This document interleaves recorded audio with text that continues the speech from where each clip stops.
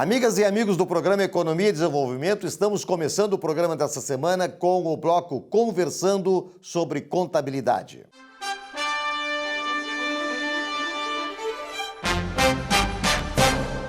E nesse bloco, então, conversando sobre contabilidade, estamos aqui com a presença do Giovanni D'Agostin, nosso contador, que sempre traz brilhantes informações. E como não poderia ser diferente, tudo bem, Giovanni? Tudo bem. Temos informações aqui para essa semana que são muito importantes, principalmente para os empresários, para os empregadores, não é? Então, Vilmar, novamente uma satisfação estar participando do teu programa.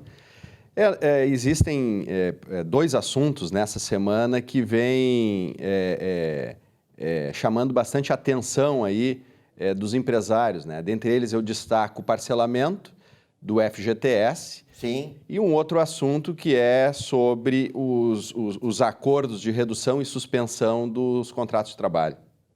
Ah, aquele famoso que fez com que as pessoas pudessem, os empregados pudessem ir para casa e receber um valor do governo federal, os R$600, é isso? Seria esse assunto. Tá bem, vamos lá. Vamos começar pelo Fundo de Garantia, então, Giovanni? Pode ser, vamos começar com ele.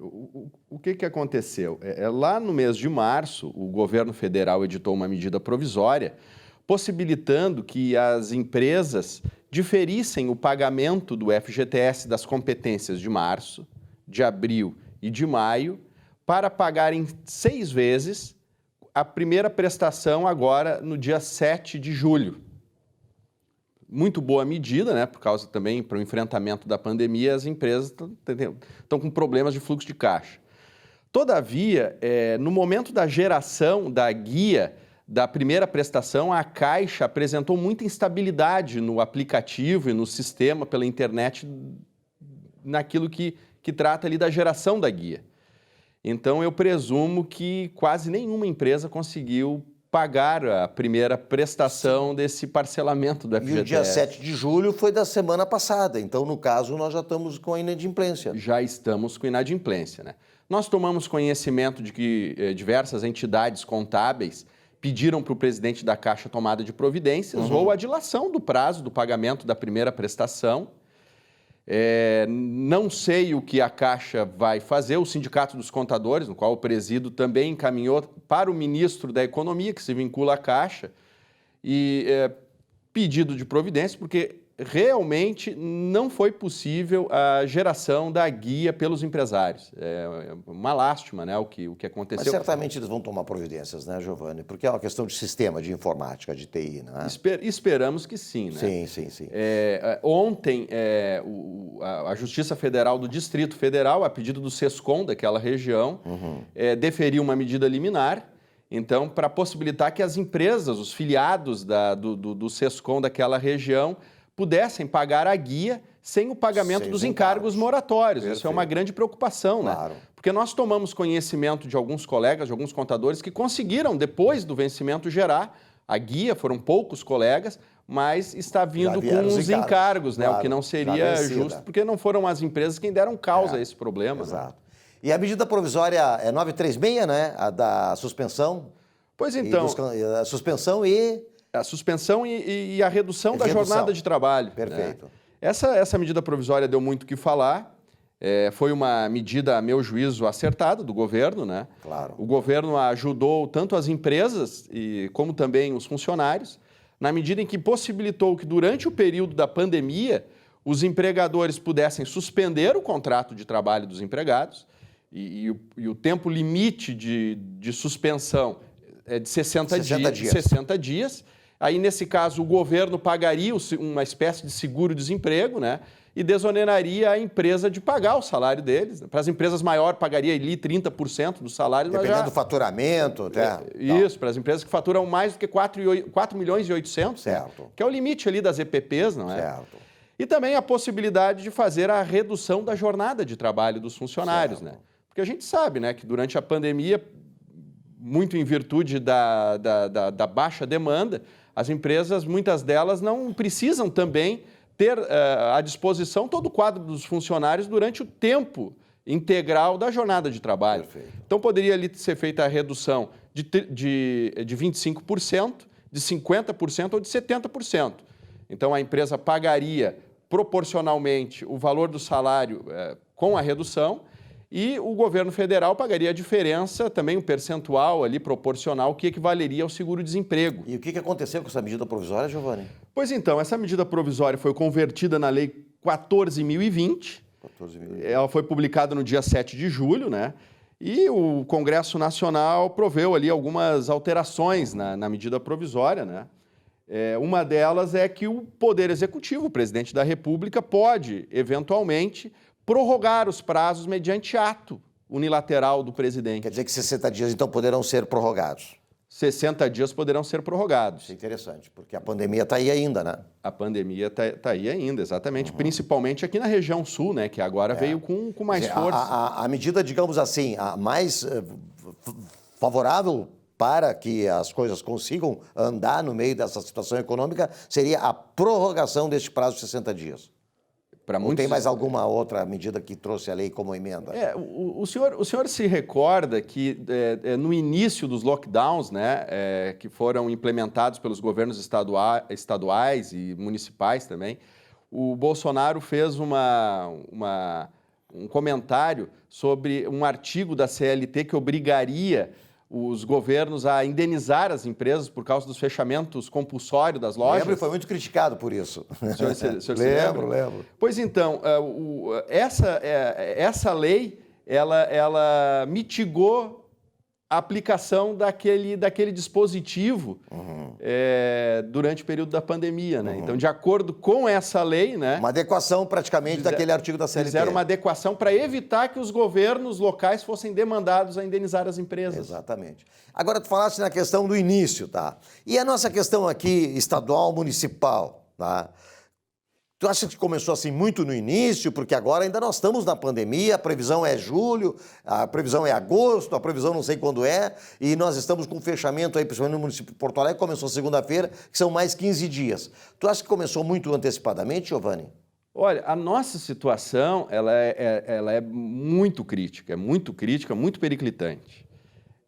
Lá em abril, quando foi editada essa medida provisória 936, o governo federal, então, deu a possibilidade de fazer essas reduções ou suspensões dos contratos de trabalho.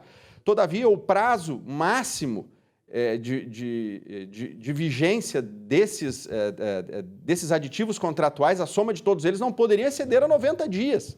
E não podem exceder a 90 dias, exceto se o presidente, porventura, venha prorrogar, não é? E lá no início, em abril, teve um semi-lockdown em Porto Alegre. E também em diversas regiões do estado, né? Muitos toques de recolher, e o fato que obrigou as empresas a adotar esses regimes da medida provisória, então, de certa forma, queimando o cartucho daqueles 90... Queimou o cartucho agora já. Queimando o cartucho. Então, quando chegou no 1º de julho, ultrapassou os 90 dias. Só que em julho e agosto já era sabido, porque acontece em todo ano, o frio intensifica no estado. Então, as demandas hospitalares em vista de problemas respiratórios aumentam exponencialmente. Que não tem nada a ver com o Covid. Que não tem nada a ver com o Covid, né? Então, agora essas empresas estão tendo esse novo lockdown, né? As empresas, os cidadãos, e muitas dessas empresas já utilizaram os 90 dias previstos na medida 936. E é por isso que nós vamos enfrentar momentos severos aqui no estado. Eu acho que me parece, sim, que houve um equívoco aí na estratégia dos governos locais. Houve uma precipitação. Muito bem. Giovanni, muito obrigado pela tua presença, sempre aqui trazendo essas informações que são importantes, não só para a classe empresarial, mas para os cidadãos todos, para nós todos, porque a gente está no meio de uma pandemia que não se sabe como começou, né, e como vai terminar. Mas, na verdade, estamos administrando e o Giovanni está sempre aqui conosco, justamente nos ajudando a entender e a como nos conduzir no meio dessa situação toda. Muito obrigado, Giovanni. Muito obrigado, forte abraço.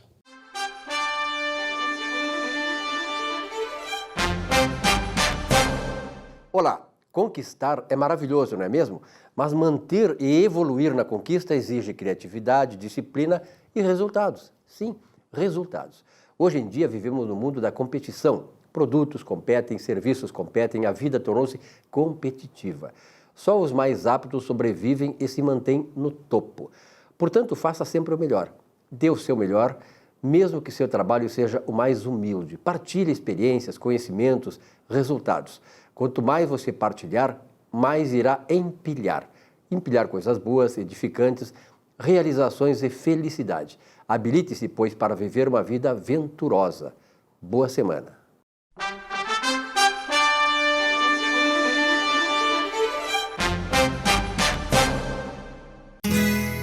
Ser gaúcho é preservar as tradições, é valorizar a educação e acreditar que um futuro melhor nasce nas páginas de um livro. É nossa tradição trabalhar duro. Temos orgulho do suor que escorre do rosto. Ele reconforta a alma e sedimenta uma vida digna. É nossa tradição valorizar o passado para desenvolver o futuro. CMPC Celulose Rio Grandense. Desenvolvimento é a nossa tradição.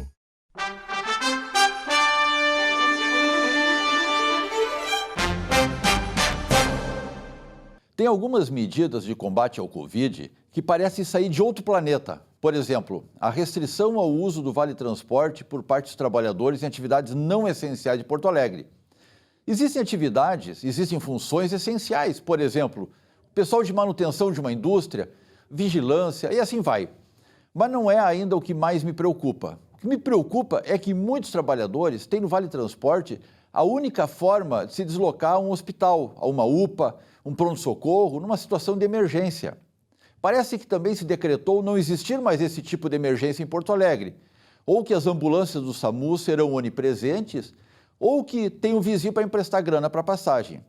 Essa situação, diga-se absurda, vem de encontro a um projeto que elaborei há alguns anos, o qual melhora a capacidade de atendimento em saúde e diminui os índices de poluição de Porto Alegre, cidade que já em 2013 gastava cerca de 360 milhões de reais só para tratar as doenças causadas pela poluição, cujo pico é na área central e no entorno das paradas de transporte coletivo. Compartilho com vocês. Hoje temos 4 terminais de ônibus que são basicamente mini rodoviárias, mas cujos ônibus, em quase sua totalidade, passam por ali, mas também vão ao centro. Eles meramente passam por esta estação. A primeira fase do projeto é construir mais 2 terminais em pontos estratégicos da cidade e somente uma linha sairá do terminal em direção ao centro. Poderia ser 2, 3 ou 4 locais para desembarque na área central, distribuídos estrategicamente. A partir dos projetos, e a mais importante ainda, seria instalar uma UPA, uma unidade de pronto atendimento 24 horas, em cada uma dessas estações, desses terminais. Teríamos a iluminação do terminal, serviços licitados, lanches, farmácias, fruteiras, sempre disponíveis, segurança pública e a população podendo chegar e ser atendida em qualquer horário, mesmo que não utilize o transporte público, pois estarão estrategicamente dispostos. Pode fazer 2, 3, 4 andares acima da estação para que as operações de saúde e estacionamento 24 horas controlado pela EPTC. Lugar não falta. Seria um cinturão de saúde em Porto Alegre. Pensem e tenham uma boa semana. Muito bem, nesse espaço do nosso Economia e Desenvolvimento, Vilmar Govinatsky recebendo Carlos Biderman. Carlos Biderman, nosso grande amigo que está sempre por aqui com a gente. Presidente do Conselho Deliberativo do nosso Grêmio Futebol Porto Alegre. O Grêmio agora está trocando o Rio Grande do Sul por Santa Catarina, né? Mas que é isso? E aí, Biderman, prazer em tê-lo aqui. Muito obrigado, bom dia, Vilmar, bom dia. Silvio, prazer voltar aqui para conversar com os amigos um pouco. É verdade, né? Tem tanta gente indo embora, né? Até o Grêmio, eu acho que... Empresas, clubes... Eu acho que o vizinho ali é capaz de ir também, né? Como eles são seguidores, né? Então é capaz deles irem também. Estou gostando. Como o vizinho... A Pituba é bom. Como o vizinho sempre quer ser mais do que nós, dizem que ele vai para o Congo. Talvez... Lá tem um parceiro, né? Que vai oferecer o estádio lá. Oferecer uma revanche, de repente? Quem sabe? Repente, pode ser, né? Pode ir para o Congo, Não, mas brincadeiras à parte, é muito triste, né, o que está se vendo no Rio Grande do Sul. Obviamente que todos os estados brasileiros, com exceção do Paraná e Rio Grande do Sul, já criaram as condições para o retorno dos campeonatos estaduais. E pode-se criticar, dizer que não é relevante, como o nosso ilustre governador disse há uns dias atrás, lamentavelmente. Mas o futebol é super importante, não só pelos aspectos econômicos envolvidos, pelos clubes que estão envolvidos, mas também pelo exercício da paixão, pelo exercício do lazer e vamos dizer assim, uma atividade de lazer para as pessoas, né? Então, as pessoas poderem assistir o futebol, mesmo que não seja presencialmente, poder ter de novo aquela vibração do futebol. Até como uma válvula de escape no momento de tensão, vai dar outro ânimo para as pessoas. E o risco, ainda vi uma conversa sobre isso ontem, o risco dos jogadores é mínimo, né? Até porque são testados todos os dias, as condições de segurança de saúde que são estabelecidas nos protocolos são os melhores que existem, até melhores que nos hospitais, não sei se estou falando uma bobagem, no futebol. Então, por que não reiniciar os jogos naquelas condições que estão ali colocadas? Então, é muito triste o que está acontecendo no Rio Grande do Sul. República do Atraso, mais uma vez, na liderança desse processo de endurecimento, enrijecimento, impedindo as pessoas de exercerem o seu trabalho, exercerem o seu papel, e o futebol teria todas as condições de realizar partidas. Podia ser só em Porto Alegre, onde os estados são melhores, se o interior gostava, Porto Alegre e Caxias, mas tem todas as condições, hotéis praticamente fechados que poderiam servir de concentração exclusiva para os clubes, então teria todas as condições para realizar os jogos. É uma pena que isso não esteja acontecendo, em prejuízo da população gaúcha. Eu acho que a saída do Grêmio, a ida para treinar em Santa Catarina, é absolutamente sintomática e emblemática como uma demonstração de repúdio ao que está aí acontecendo no estado do Rio Grande do Sul. Perfeito. Biderman, saindo um pouquinho do futebol, mas já pegando justamente o que tu falaste, na questão desse fechamento, enfim, nós temos aí um decreto que foi editado pelo prefeito Marquesan na madrugada de segunda-feira e que deu um novo lockdown aqui em Porto Alegre. Na verdade, até com bastante repercussão em função agora da própria... o Vale Transporte já está trancado pelo CPF. O TRI. Não é? Então, assim, Biderman, como é que tu está vendo isso aí para... não estou falando da questão clínica, que não é o nosso caso aqui, mas da questão econômica. Isso aí seria necessário mesmo? Tu achas que nós estamos num colapso? Porque, vê bem, nós estamos no inverno. O inverno tem doenças próprias do inverno. Não é? Mas essas doenças próprias do inverno colapsaram junto com a Covid a ponto de fazer um novo transtorno na economia? Olha, Vilmar, acho que eu tenho sido um crítico das posições do governo. Primeiro, conceitualmente, acho que os governantes não poderiam ter o poder que estão tendo, vamos dizer assim, de restringir as liberdades individuais, as liberdades das pessoas de trabalhar. Acho que o direito sagrado ao exercício da sua atividade profissional não poderia ter, vamos dizer assim, interferência do poder público em autorizar ou não autorizar. Ayn Rand já dizia isso. Eu acho que nós estamos numa república absolutamente acovardada, vamos dizer assim, ajoelhada perante esse processo, muito em função do alarmismo que está sendo produzido em cima disso. Vamos dizer, poxa, preservar vidas, mas lógico que preservar vidas é importante, ninguém é contra salvar pessoas, mas o que foi feito aqui no Rio Grande do Sul em relação à preparação de hospitais, apesar das diversas oportunidades que foram concedidas?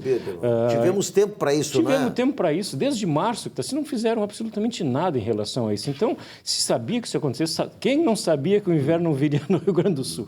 Então, não foi feito nada. Então, é muito fácil para um administrador ocasional mandar abrir, mandar fechar. E, infelizmente, o que eu mais me preocupo é, vamos dizer assim, a posição da população que está assustada, atemorizada, com razão, tá certo? Então, acovardado no sentido de enfrentar essas decisões de uma forma mais efetiva e mais proativa. Então, todo aquele que se levanta contra o que está aí colocado pela mídia, pela imprensa, pelos nossos governantes, todo aquele que se revolta, ele é achincalhado, é criticado ferozmente, dizendo que é contra a vida. Pelo contrário. E outra coisa que eu venho pensando, quem é um governante de plantão para definir o que é essencial? Não tem a menor capacidade de... Quem define o que é essencial é o indivíduo, é o cidadão.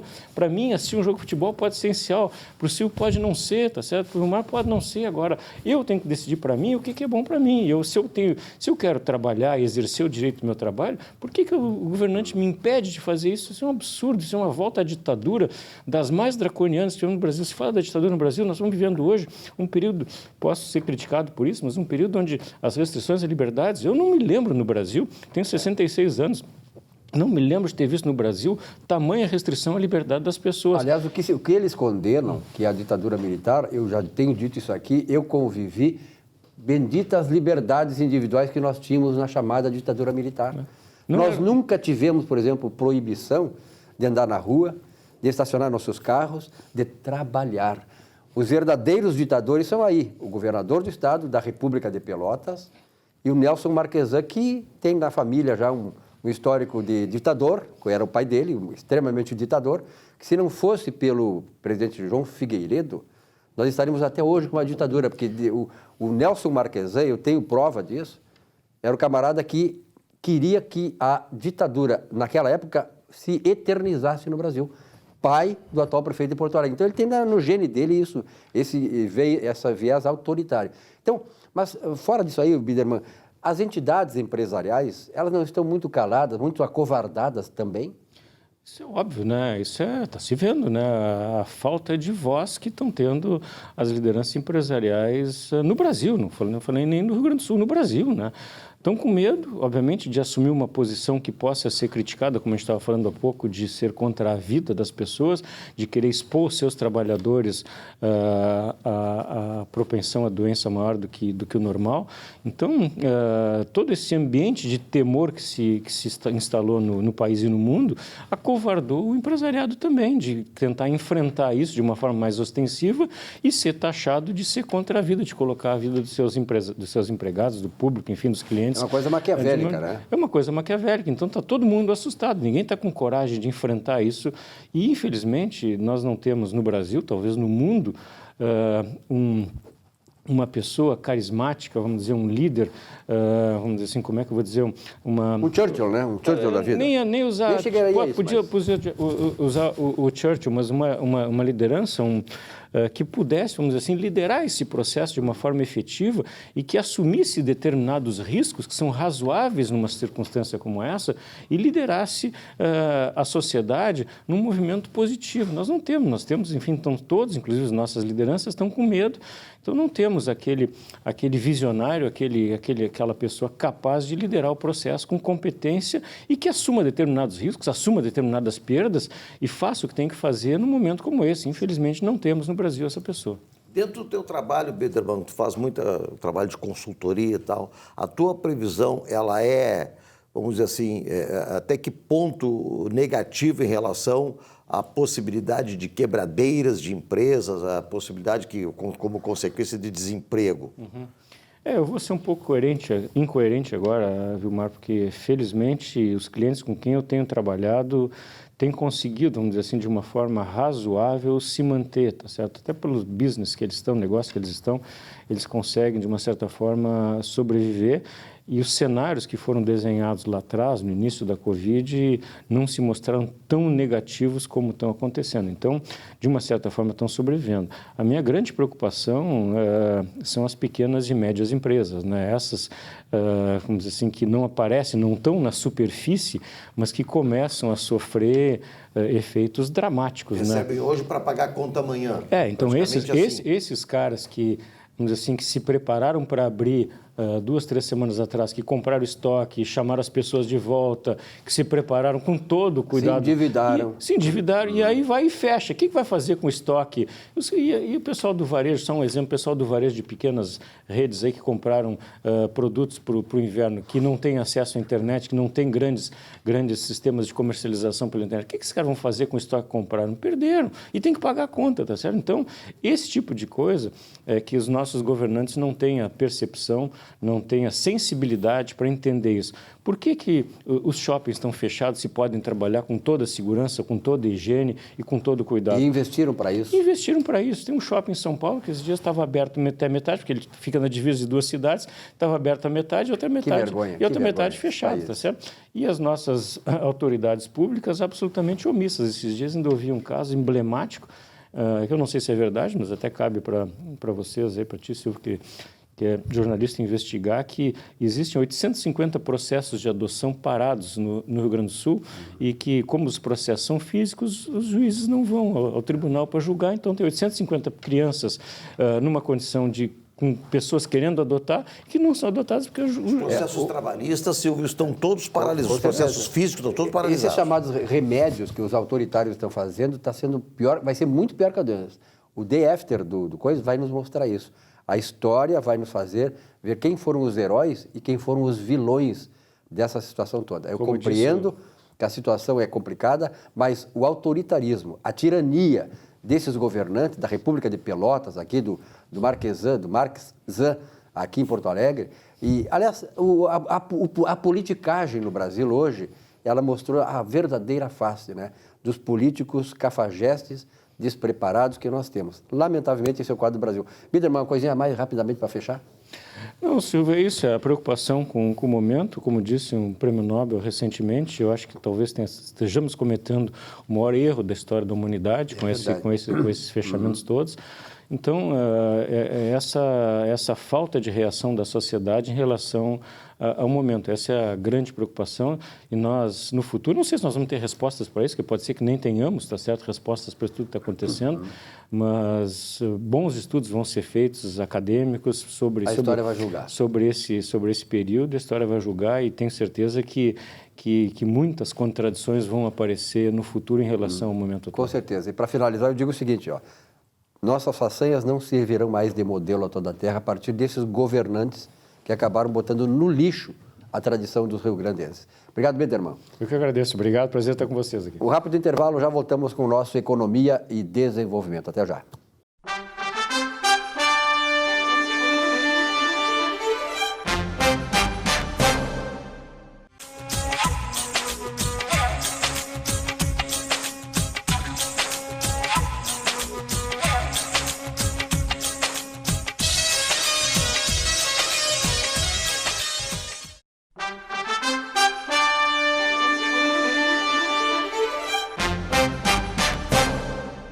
Muito bem, doutor Rubens, prazer em tê-lo aqui no programa novamente. Prazer, Os cursos, como é que estão agora esse mês aí, em função dessa pandemia? Silvio, nós estamos programando 2 cursos, né, de harmonização facial para o final desse mês, dia 18 e dia 25 de julho.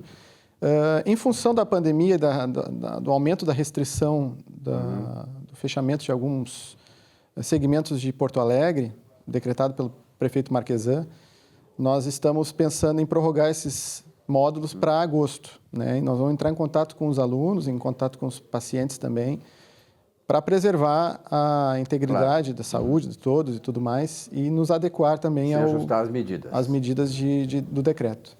Perfeito. E o pessoal que acompanha, fica acompanhando aí com vocês, contato com vocês, para saber se realmente isso vai ser concretizado esse mês ou vai ser adiado, isso, né? Nós vamos entrar em contato com todos os alunos que já estão inscritos, e também com os pacientes que deixaram em lista de espera, né? E nós vamos fornecer todas as informações a respeito disso. Tá aí o Marcos, onde é que é? O Marcos está em São Paulo. Ah, foi em São Paulo. O Marcos foi agora ontem, foi a São Paulo, vai executar... São Paulo já está um pouco diferente daqui, já está começando a abrir alguns segmentos do comércio, por exemplo, institutos de beleza, salões de estética. A flexibilização lá está funcionando. Ele está lá no Spa Arte e Beleza, né, em São Paulo, São Bernardo do Campo. Ele está lá no salão da Dona Azuleide, que é a proprietária lá do spa, e ele vai fazer alguns procedimentos lá de harmonização facial e coordenar também a programação dos cursos que vão ser feitos também lá em São Paulo. Perfeito, pessoal, é aqui em São Paulo. Então, fique muito atento aí, contato com Aí está passando para vocês aí o endereço e tudo, né, para manter esse contato, porque realmente as coisas poderão acontecer agora, ou então vão ser adiadas de novo para agosto, não é isso? Isso. Só para quem não conhece, quem queira ter acesso aos cursos, né, que seja profissional, tanto esteticistas, biomédicos, enfermeiros, farmacêuticos, dentistas e até médicos, né? Podem entrar em contato com a nossa secretaria, que é com a Tatiane, pelo 3225-1528, que é lá na Clínica Martins, lá no centro de Porto Alegre, que é o nosso núcleo de estudos em harmonização facial. Perfeito. E aí lá tem todas as informações sobre os cursos, os módulos, tudo mais. Perfeito. Um abraço, então, até sucesso lá. Um abraço, Silvio. Uma vinhetinha e já voltamos com o nosso Economia e Desenvolvimento. Nesse terceiro bloco do Economia e Desenvolvimento, estamos recebendo aqui a Rita Vasconcelos. Tudo bem, Rita? Tudo bem. Tudo ótimo. Então, a Rita Vasconcelos, ela é vice-presidente da ABAV. A ABAV é a Associação Brasileira de Agentes de Viagens. É isso, né, Rita? Isso mesmo. Mas tem uma coisa bem importante também, que é mais próximo. A sede da ABAV fica onde? Fica aqui em Porto Alegre? Fica aqui em Porto Alegre. Fica aqui em Porto Alegre. Ali na Praça 15. Na Praça 15 de Novembro. Mas a Rita também é presidente do Conselho Municipal de Turismo. de turismo de Porto Então, Alegre. e agora, Rita, a gente nessa época de pandemia e as coisas também paralisadas também nessa área de turismo, é óbvio, né? Nós temos continuado o nosso trabalho, né? Nós estamos nessa gestão desde o ano passado. Sim. É um grupo de trabalho com empresários do setor, Sim. diversas entidades participam, onde a gente elabora projetos de turismo para a cidade de Porto Alegre. Certo. Tá? Nós temos um fundo, esse é o Conselho Municipal, é o CONTUR. Então, através desse fundo de investimento, para que a gente faça ações. Então, a importância desse conselho é justamente estar na mão do empresariado, não só do governo, não só da prefeitura, né? Mas que a gente tenha poder de decisão, poder de determinar ações realmente produtivas. Para a nossa cidade. Tá. É claro que agora, com essa questão da pandemia, nós estamos muito paralisados, porque fica difícil fazer alguma ação. Mas, assim, nós temos continuado com reuniões online, com esse grupo de trabalho. Agora a gente está com alguns projetos, já tem que pensar na questão orçamentária para o ano que vem, então nós já estamos trabalhando essa parte também. E o mais importante, assim, com a retomada. O que nós podemos fazer? Agora, quais são os pontos turísticos de Porto Alegre? Isso é uma pergunta que todo mundo se faz. Vem do interior, vem de outro estado, o pessoal desce no aeroporto, já aluga um carro, vai para Gramado, sobe a serra. Mas Porto Alegre, quais são os pontos turísticos que temos? Esse é um grande impasse que nós temos, que a gente acaba sendo uma cidade onde é o aeroporto principal e as pessoas seguem para a Serra Gaúcha. Viagem. Serra Gaúcha, onde está a maior gama de atrativos. E geralmente nem atravessa a cidade, porque os pontos turísticos estão do outro lado, né? Sim, já segue direto. Mas assim, nós temos essa parte da orla que está fantástica, realmente fantástica. E vai ficar melhor ainda? Vai ficar melhor ainda. Outra coisa também, nós temos muitos eventos na cidade. Sim. Nós podemos considerar como Porto Alegre uma cidade de eventos na área de negócios também. Né? Então, nós já perdemos bastante espaço por não ter um centro de convenções. Isso é uma grande luta. Mas os pontos turísticos de ordem natural, de da ordem natureza. natural. É que assim, de natureza, nós temos assim, muita coisa que a gente não vê, que é essa região ali, mais lá para o final, lá para o Lami, aquela região ali, parte toda, Itapuã. Então, aquela parte ali, até o próprio porto-alegrense acaba não conhecendo. É verdade. Né? Belém Novo. Belém Novo. Então, o que a gente tem que fazer? A cidade ela tem que ser boa para o cidadão, para a gente poder falar bem dela, para o turista vir. Então, em primeiro lugar, a cidade tem que ser boa para quem reside nela. Então, essa parte que foi feita da orla, isso aí deu um gás para o próprio gaúcho, né? Ele tem prazer de chegar ao final de semana e curtir o pôr do sol, tem esse restaurante excelente, lugares para caminhada. Então, assim, nós temos uma boa gastronomia. Isso daí é um bom atrativo turístico. Nós temos toda aquela parte da Cidade Baixa, como temos também a parte ali do Moinhos de Vento, né? Então, temos Os estádios de futebol. Isso. São pontos turísticos. Claro. Não isso são naturais, mas são como pontos falou, turísticos. além do turismo de eventos e negócio, nós temos o esportivo. Nós temos uma oportunidade de ter 2 times de futebol que foram campeões do mundo. Exatamente. Eu tenho minhas dúvidas ainda, viu, Rita? Mas tudo bem, isso é brincadeira da parte. Agora, e os morros? Por exemplo, eu sou da época que a gente subia o Morro da Embratel, que a gente subia o Morro Santa Teresa. E aí, claro, né, veio toda a questão de insegurança e a gente nem pode mais aproveitar esses pontos turísticos. Tem algum projeto para isso, em convênio com Brigada Militar, com órgãos estaduais? Assim, dentro do Conselho, a gente fala na questão da segurança, que isso hoje em dia é primordial. Nós precisamos ter o acesso, a facilidade. Nós trabalhamos muito com os distritos. Tá? Então, tem o Distrito C, que é ali a parte do distrito da parte do bairro Floresta, toda aquela parte ali que ele tem uma parte criativa que é muito interessante também. Tem praças bonitas ali. E essa parte do turismo criativo. Então, tem lugares ali como Vila Flores, né, que tem uma série de eventos culturais. Então, isso é tudo. Tem a parte dos cervejeiros também, que a gente está crescendo muito nesse sentido de ter aqui grandes cervejeiros e já tem até um evento que a gente já faz na cidade. Então, assim, em termos de atrativos, a gente acaba perdendo muito para os lugares de praia. O pessoal, não, tem praia. Isso é verdade. Então, a gente tem que buscar o quê? Na parte do bem-estar, na parte da gastronomia, né? né, que nós acabamos ganhando com isso, e para poder o turista ficar na nossa cidade. E os caminhos, desculpa, Rita, desculpa te interromper, perdão, e os caminhos rurais, me lembrei agora. Nós temos também os caminhos rurais, até a gente tem um pessoal faz parte junto conosco do Conselho, eles estão aproveitando este momento para fazer uma reestruturação. Porque lá o trabalho deles não param, porque é como se são casas onde as pessoas residem e tem gado, tem galinha, tem toda uma estrutura Pêssego. Que eles têm que manter, né? Durante o ano todo. Então, eles estão reestruturando toda ela para que possa receber. Nós temos todo sábado, normalmente, um passeio para fazer o Caminhos Rurais. Muitos faziam também os passeios com os estudantes, para conhecer essa área também. Então, agora, com a pandemia, está tudo completamente paralisado. Mas não sem estar sendo feito alguma coisa para a retomada. E as ilhas? As ilhas, os passeios de barco. Passeios de barco. Ficou fantástico. Ali onde agora é o novo embarcadouro, né? Sim, do lado do gasômetro? Do lado do gasômetro, ficou ótimo ali. Está faltando uma marina ali, né, Rita? Mas olha só, eu andei fazendo o passeio do Cisne Branco à noite, com música e tudo. Um passeio agradável. E durante o dia você tem toda... Sim, aquele passeio do Cisne Branco é um jantar no barco, é tudo... Tem todo um atrativo. Para quem quer comemorar um noivado, uma bodas de algum tempo de casado, coisa assim, é fantástico, né? Sim, é sempre agradável. Tem outros barcos também que fazem os passeios durante o dia, e sem contar a travessia para Guaíba, que acabou se tornando um atrativo turístico. Aquilo é gostoso. E lá a pessoa atravessa, faz o passeio. Pois é, Guaíba tinha aquela Praia da Alegria, né?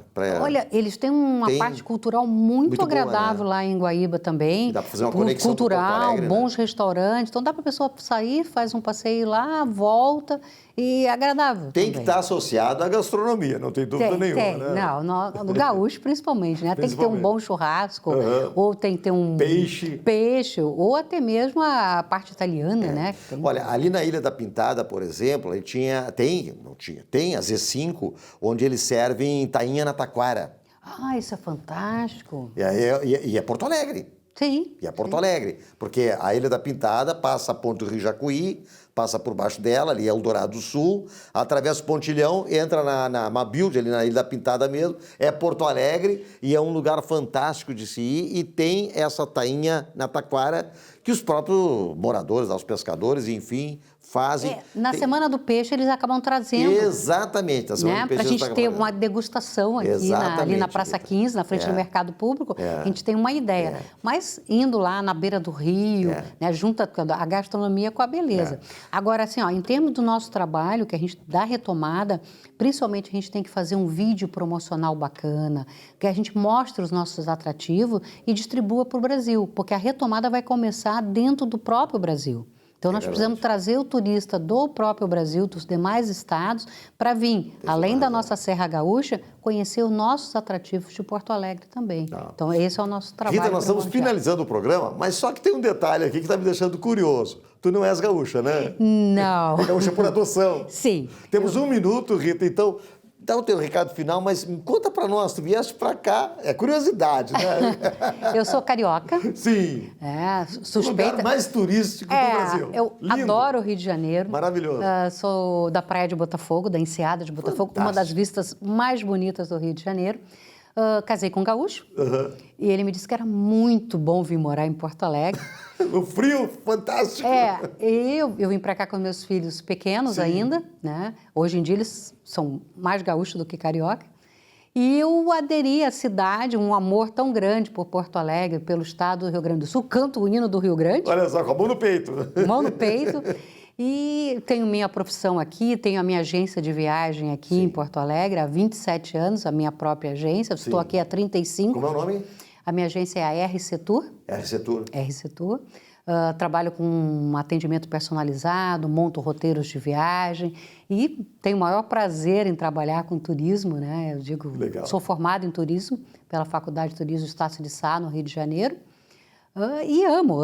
Eu digo, eu não sei fazer outra coisa. Que bom. Rita Vasconcelos, muito obrigado pela tua presença, tua participação. E vamos lá, vamos fazer projeto, vamos trazer o turismo para Porto Alegre, porque realmente Porto Alegre é linda, né? Precisamos. Porto Alegre é demais. É demais.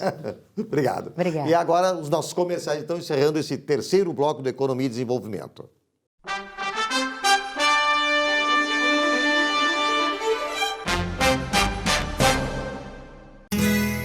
Ser gaúcho é preservar as tradições, é valorizar a educação e acreditar que um futuro melhor nasce nas páginas de um livro. É nossa tradição trabalhar duro. Temos orgulho do suor que escorre do rosto. Ele reconforta a alma e sedimenta uma vida digna. É nossa tradição valorizar o passado para desenvolver o futuro. CMPC Celulose Rio Grandense. Desenvolvimento é a nossa tradição.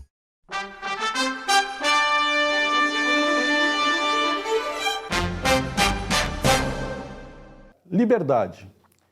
No alicerce da existência está a liberdade física e emocional. Atingir o estado de liberdade é a primeira conquista do ser humano, que significa poder escolher o que quer ter, ser e fazer, exercer o livre-arbítrio, decidindo em harmonia com os valores pessoais e se desprendendo das amarras negativas das crenças limitantes, dos preconceitos, dos medos e das consequentes intranquilidades financeiras, permitindo então vencer a si mesmo. Como diz Platão, a primeira e a melhor vitória é conquistar a si mesmo. Uma ótima semana a todos. Bom, Vilmar, estamos recebendo aqui, com muita honra, né? Já esteve aqui no programa, uma pessoa com discernimento intelectual, cultural e que quer o bem do Brasil, como nós queremos, né? Como todos nós queremos. Que é a Fernanda Bart. Fernanda, que bom te ver aqui de novo. Tudo bom, Silvio? Obrigado. Cientista política. Obrigada, é sempre bom estar contigo e com vocês e nesse programa. Mesmo a gente vivendo dias tão atribulados, né? Mas é quando a gente mais tem que falar sobre as coisas que acontecem, né? Não podemos, tem uma frase aqui, uma citação gaúcha, que não podemos nos entregar para os homens e nem para as mulheres, né? De jeito nenhum. Para as mulheres não tem jeito, viu? Tu tem sempre esse, tu faz sempre esse parênteses. E aí, Fernanda, como é que tu está vendo esse movimento todo aí, né? Tem vários assuntos aí, claro, mas eu gostaria de começar contigo com essa questão da censura à livre expressão, né? Que é uma coisa fundamental. Se tu pegar, eu que sou professor de História do Pensamento Econômico, o mundo civilizado, ele se constituiu tendo como um parâmetro fundamental as liberdades individuais. E elas estão correndo risco neste país a partir de ações, né, que nós sabemos de onde vem, com o beneplácito do Supremo Tribunal Federal. Na verdade, essa questão da censura, né, da liberdade de opinião e a liberdade de expressão serem cerceadas, isso vem de antes, né? Já vem lá com a instituição da mordaça do politicamente correto, que tem temas e assuntos que não podem ser tocados, montes de coisas foram transformadas em tabu.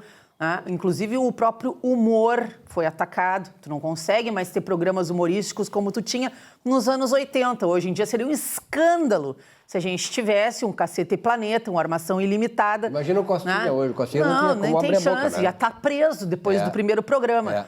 Porque uma série de crimes de opinião que rotularam metade deles de crimes de ódio, que a gente nunca sabe exatamente o que são, que para mim crime de ódio é tu agredir uma pessoa, né? Por sua crença, por sua opinião, fisicamente, praticar violência, mas isso foi envolvido numa subjetividade que, dependendo de quem está te acusando da prática, qualquer coisa cabe ali dentro da acusação, né? É um crime sempre em constante construção. E a gente vê que as medidas que foram tomadas nos últimos meses, tanto pelo Supremo Tribunal Federal quanto por alguns deputados e senadores do Congresso, elas vêm nessa corrida, né, para calar a liberdade de opinião. Quer dizer, a diversidade ela não é bem-vinda. Há uma tentativa de voltar a ter um discurso único, voltar a ter uma homogeneidade no pensamento, né? E tem coisas que não podem ser ditas. Por exemplo, a gente já sabe no Brasil que ministros do Supremo Tribunal Federal não podem ser criticados e que determinados políticos também não querem ser criticados. E a gente não está falando aqui de fake news, que é outra coisa. Fake news é calúnia, injúria, difamação, que são coisas amplamente praticadas na política brasileira pela esquerda há décadas, né? Só que agora eles resolveram transformar em fake news. Quem mais pratica fake news geralmente é quem acusa os outros de fazerem fake news. Isso aí, para mim, é um paradoxo. É verdade, é paradoxo. A gente tem visto isso sempre. Eu mesma fui alvo de fake news nas últimas semanas, gravíssimas, né? Mas que as providências jurídicas cabíveis estão sendo tomadas. Agora, o Senado ter aprovado por 44 votos contra 37, a PL 2630, né, que a gente chama de lei da mordaça, eles chamam de lei da liberdade, porque na novilíngua, né, o nome é o contrário daquilo que tu quer que seja. Ou seja, eles chamam de lei da liberdade algo que vem para calar a opinião pública, né, para criminalizar opinião. Porque contra fake news, calúnia, injúria, difamação, já existe penalidade na Constituição Federal, já existe leis que coíbem esse tipo de crime. O próprio Código Penal. Com certeza. Então, isso que foi criado é uma quimera que vai virar contra a opinião pública. Eu sempre digo que a base de sustentação do atual governo é movimentos sociais e redes sociais. Os movimentos sociais que vão para a rua, que vão se manifestar, que são as pessoas que estão desde o início fazendo aquela militância orgânica para o governo, que elegeram o presidente Bolsonaro, esses movimentos estão sendo sutilmente taxados de antidemocráticos. Exatamente, ordeiros, disciplinados. Sempre foram. E não destrutivos. Sempre foram, tá? Verdade, sempre foram. E liberdade de opinião no Brasil sempre foi liberdade. Tu pode manifestar qualquer opinião, tá? Tu pode manifestar. Isso não quer dizer que tu vai implantar. Então, tu pode sim criticar ministros do Supremo Tribunal Federal, tu pode falar, inclusive, mal da instituição. Não existe uma lei que diga que você não pode falar mal da instituição Supremo Tribunal Federal, não existe isso. Agora, no momento em que tu diz que uma manifestação democrática que vai para a rua e diz fora STF, como sempre foi dito nos últimos 20 anos nesse país, fora presidente tal, fora Congresso, fora isso, sempre foram palavras de ordem comuns de domínio da esquerda. Agora, se uma pessoa vestindo uma camiseta verde e amarela vai para a rua e diz fora STF, comete crime. Vejam bem a sutileza disso.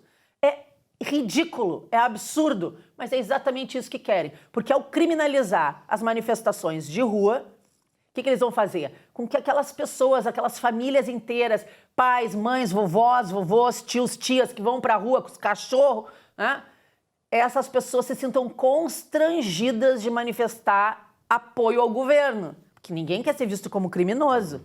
A mesma coisa nas redes sociais, que agora, né?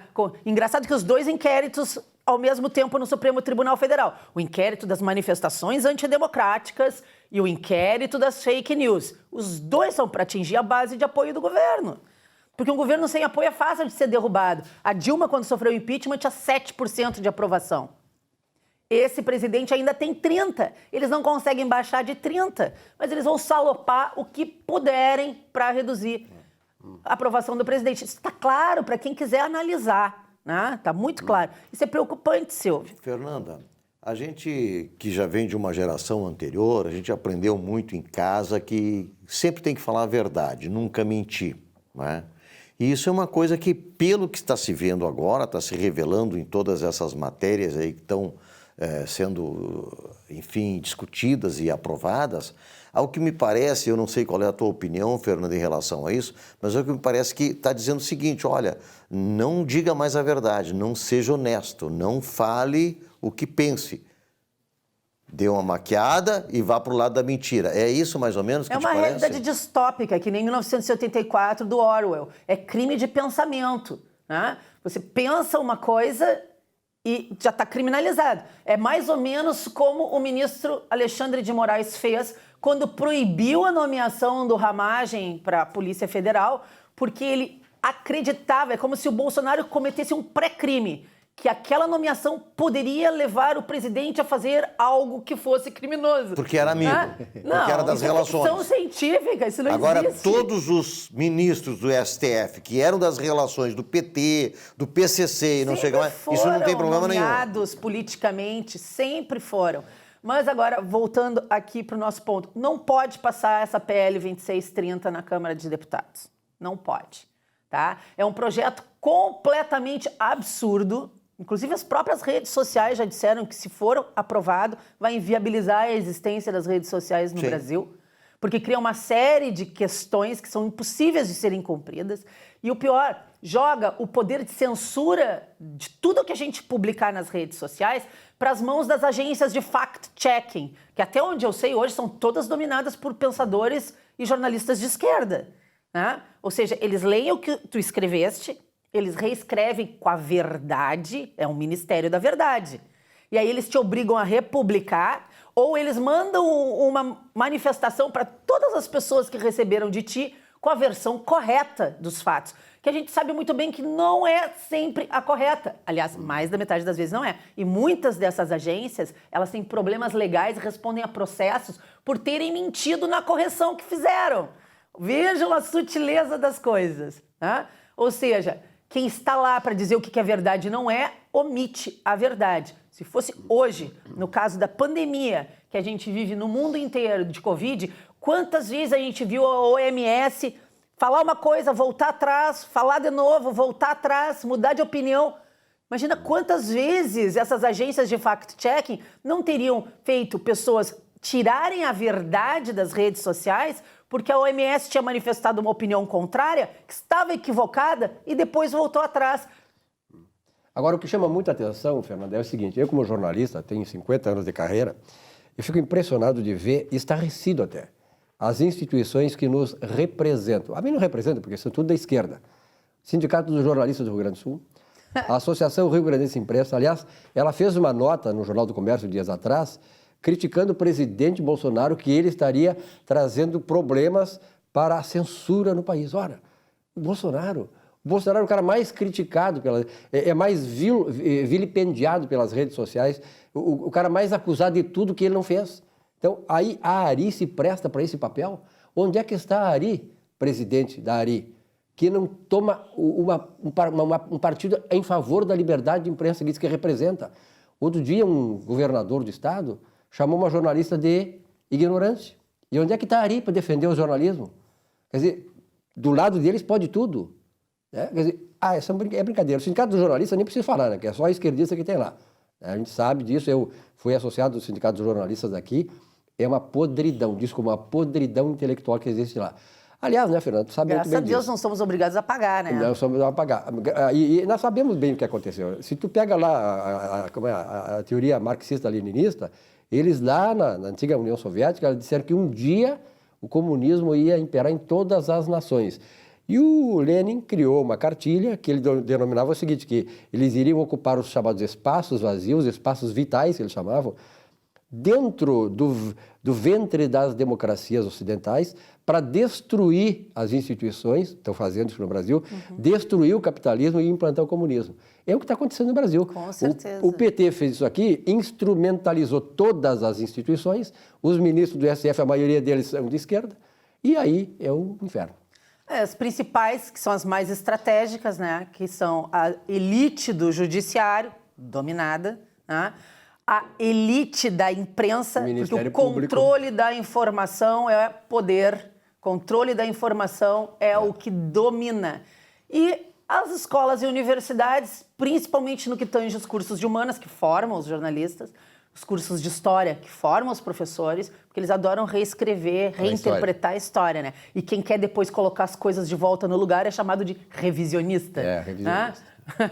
Eu fico impressionada com as coisas. Tu falaste no cerceamento das redes sociais.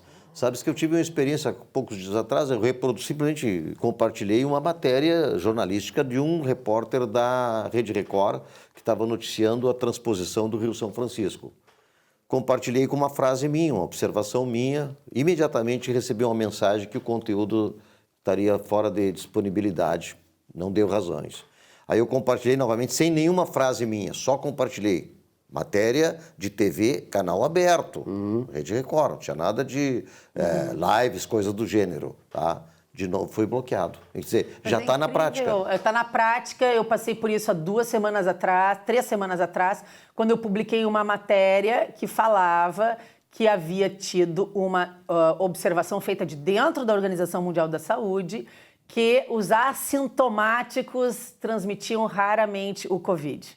tá? Declaração de dentro da Organização Mundial da Saúde. Eu tive várias pessoas me relataram, porque eu não recebi nada, mas as pessoas que curtiram e compartilharam a matéria que eu coloquei no meu Facebook receberam uma mensagem de que aquilo era fake news, tá? E aí, como é que fica?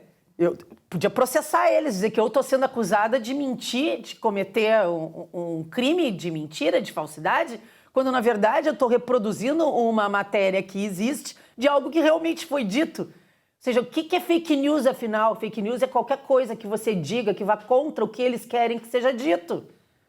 A gente só pode chegar nessa conclusão. Rotulado subjetivamente, exatamente. Não tem outra coisa. Fake news é quando você vai contra o que eles querem que seja dito. Aliás, a questão do fake news seria muito bem aplicada se fosse aplicado justamente nas campanhas eleitorais, pelas mentiras que são ditas estelionato durante eleitoral. a estelionato. Mas eles querem criminalizar aquele que prometeu está cumprindo, como o presidente. O presidente prometeu Tudo a plataforma que ele eleitoral prometeu está cumprindo. E o povo, aqui, ó, isso que nós queremos. E esse é criminalizado. Fernanda, olha que é um prazer muito grande ter com você aqui no programa. Prazer Venha todo mais meu. vezes, né? Porque, na verdade, nós temos ainda essa tribuna aqui, temos algumas coisas para dizer as verdades que precisam ser ditas, né?